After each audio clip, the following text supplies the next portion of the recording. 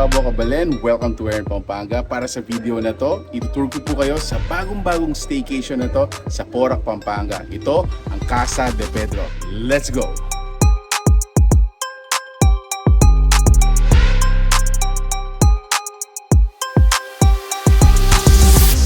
Alright, so let's start the tour. Again, welcome to Casa de Pedro. And as soon as you come in that really huge door, this is what you will get.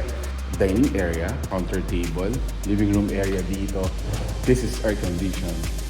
High ceiling, ang ganda. Amenities dito like the refrigerator. Meron din tayong water heater, microwave oven over here.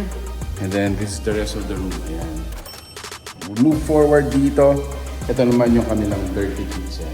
So in here, you cook your meals, you prepare your food, and then once it's ready, you go to the dining area. So move forward tayo dito. We see the pool area. So the pool is small to medium size, but it's infinity pool. Ayan siya. Hi Luis! Parang may dalawang section if I can, group the entire place. This accommodation area dito, at saka this section here. So this side of the pool, meron tayong dalawang rooms. So the first room is, ito siya. It's more of a group, for groups. So in here, we have two double decks. So most probably can accommodate like 8. Siguro 10 maximum if you have kids. What's good about here is meron siyang sariling toilet and bath, shower area. Oh! Wow!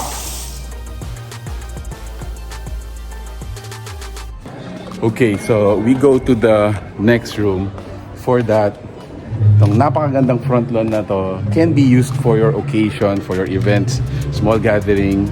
So napakalaki. Up until 230 person ata yung pwedeng accommodate nila dito. Second room, this one is totally different dun sa previous room natin. If you noticed, so we have a king size bed. Look at this. Ang laki, di ba? So just imagine, it's gonna be your bed. Sobrang sarap mo nang matulog, guys. Okay, so as soon as you enter, you're gonna be greeted with their billiards table, and of course, hi Ma. What can you say about the place? What can you say about the place? The place is very, first, it's new, it's clean, Yes. it's modern, and sa tingin ko, you will really enjoy yung vacation dito.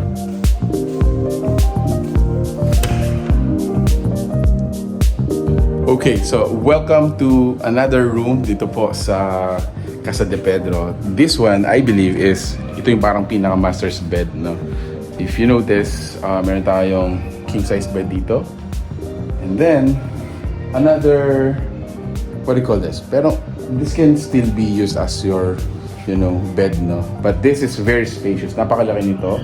Meron tayong overlook or view ng swimming pool area. Plus, it has its own toilet and bath. Ito siya. Yun. So, this is great for couple if you have another, you can place your kid here, siguro a teenager, parang ganyan. Okay, going to the other two rooms. This room and then this room has their common area. Ito ang laki niya. So this is their shower and toilet.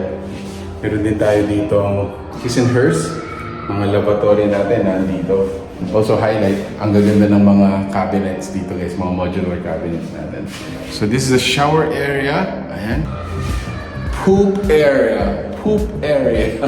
So let's come into another room. This one is also a king size bed. Ang ganda, ang laki. And meron siyang sariling entertainment like TV.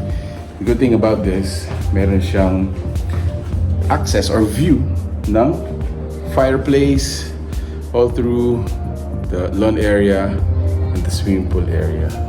This, I guess, is fit for a couple or a family of 3. Parang ganun. Ganda. So coming into the last room, ito po yung parang again pinaka-group room naman of this side of the property. So in here, similar to the previous room that we been to, ayan, meron siyang dalawang double deck beds. Yung size ng bed natin dito is queen size. Ayan siya. Ayan. And everything, again, every room is air conditioned. Actually, it's centralized air conditioned. Coming out from this area, meron tong access dito sa likuran. And take a look at my kids. Ayan, nag-enjoy na sila.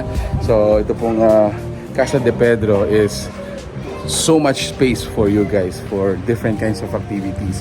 And for kids, so they have a playground.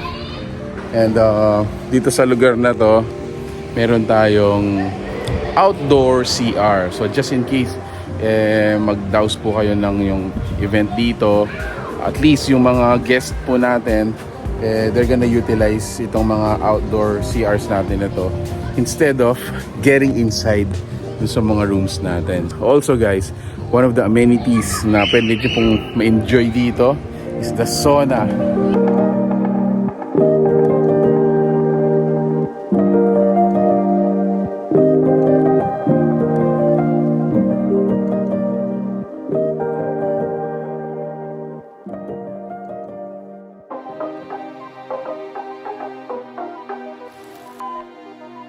Okay, so this is the place. This is the, open area. Di ko palalampasin. Napakaganda ng swimming pool natin. So it's an infinity pool. And then lastly is the fireplace.